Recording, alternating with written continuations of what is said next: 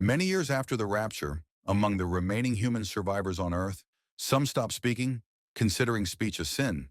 In this grim and abandoned world, we are introduced to Azrael, who lives in the forest with her lover, Kenan.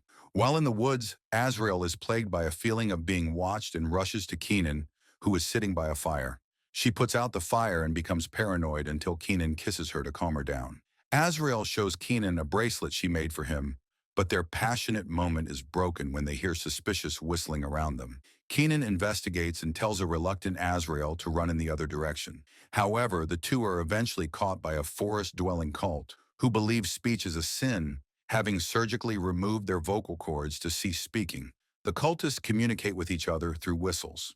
The cultists chain their prisoners in the trunk of their cars, and during the drive, a horrified Azrael watches as she's separated from Kenan. She tries to break out, but to no avail.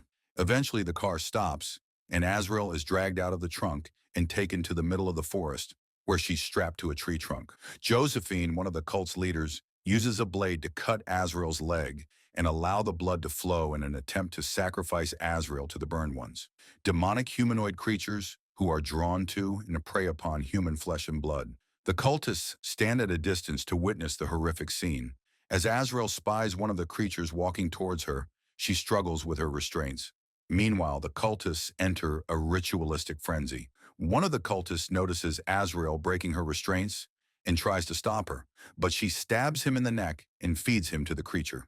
While everyone is thus busy, she makes her escape, and the cultists only later realize that their intended victim has escaped. Azrael flees through the woods until she comes across a derelict bridge, takes shelter underneath it, and cleans her wound in a stream.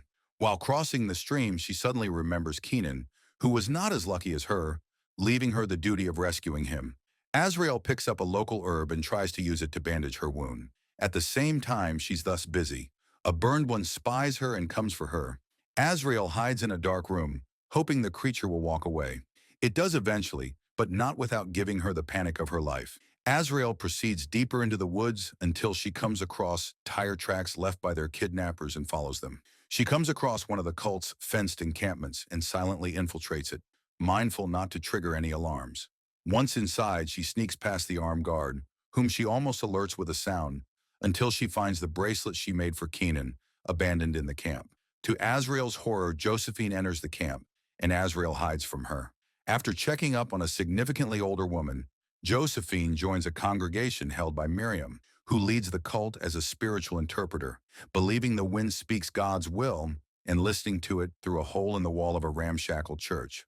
Spotting Josephine, Miriam empties the church.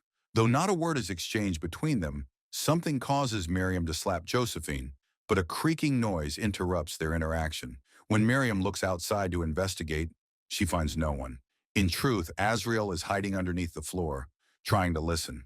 Josephine is more intelligent than Miriam and goes outside to investigate, eventually discovering Azrael underneath the floor. A struggle ensues, and Josephine tries to choke Azrael, who knocks her out with a kick and tries to escape, finding it filled with more armed cultists. Suddenly, Josephine alerts the entire camp by clanking noises, and everyone identifies the intruder and pursues. Azrael narrowly escapes through the heavy fence, and though Josephine tries to shoot her, she misses. Azrael does not stop to look back while running away from the encampment. Eventually, daylight runs out, and so does her breath. Azrael tries to find a place to rest in the dark woods, but there is no rest for the weary. Burned ones begin to pursue her. Azrael tries to run away and stumbles upon a road, narrowly avoiding being run over by a truck. A man who can speak in a foreign language walks out of it. Azrael gets inside the safety of the man's truck and gestures to him to drive. Noticing that her hand is bleeding, the man offers Azrael a bandage and asks her to speak. In return, Azrael shows the wound on her neck, telling the man that she cannot talk.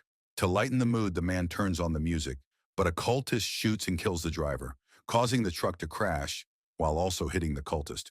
Azrael barely survives the crash and limps out of the vehicle, but upon seeing the wounded cultist crawl towards his gun, Azrael rushes to stop him. She releases the rifle's magazine and assaults the man with it, but the man fights back.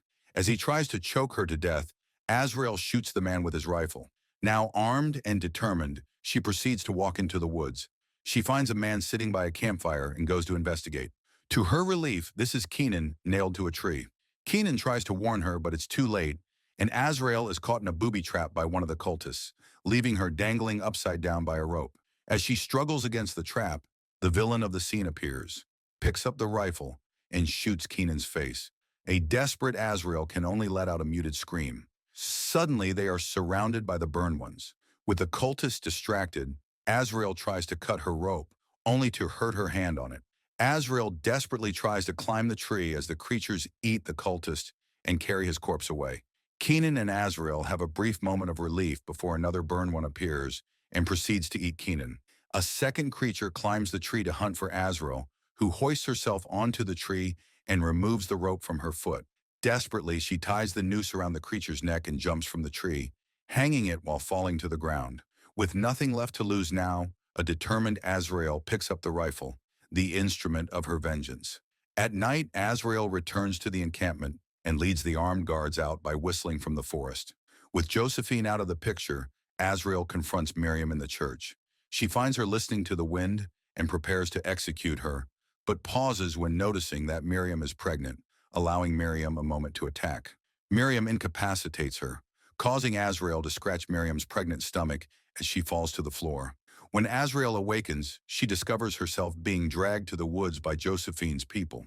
At Josephine's behest, the cultists smear Azrael's face with blood and bury her in a coffin. As they cover the coffin with sand, Azrael tries to break it open and discovers that it is connected to a tunnel and a lamp awaits her. Azrael crawls through the tunnel, picking up the lamp, but her exit is blocked by a burned one who follows her. Azrael tries to run away until she returns to the coffin.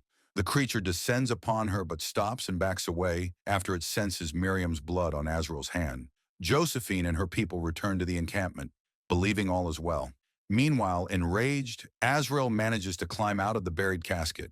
Her thirst for vengeance is unsatisfied, and Azrael returns to the encampment. Josephine goes to nurse Miriam, but receives a rude awakening when the camp of the old woman she's been caring for is suddenly lit on fire.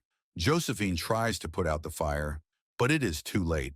Suddenly, the fire begins to spread, and before Josephine can process this, something from the shadows begins to shoot and assassinate the members of the group one by one. When she tries to move, Josephine herself is shot. Azrael distracts one determined cultist by whistling from the smoke.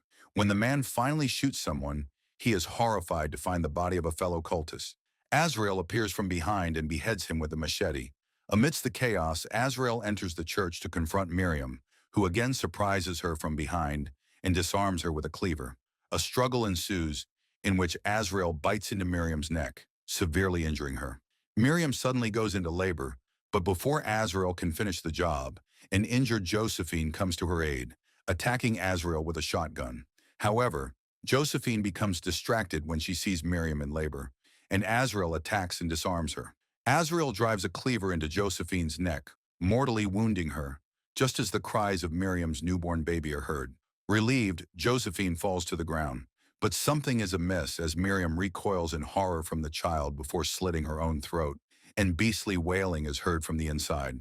A gust of wind puts out all the candles in the church, and the burned ones are called to the noise of the infant wailing. Mesmerized, Azrael approaches the newborn and lifts it in her arms just as the burned ones enter the church. The infant raises its arm, revealed to be a goat-like creature resembling the Antichrist. As the burned ones enter the church, they all wail as Azrael stands holding Miriam's baby, and the movie ends.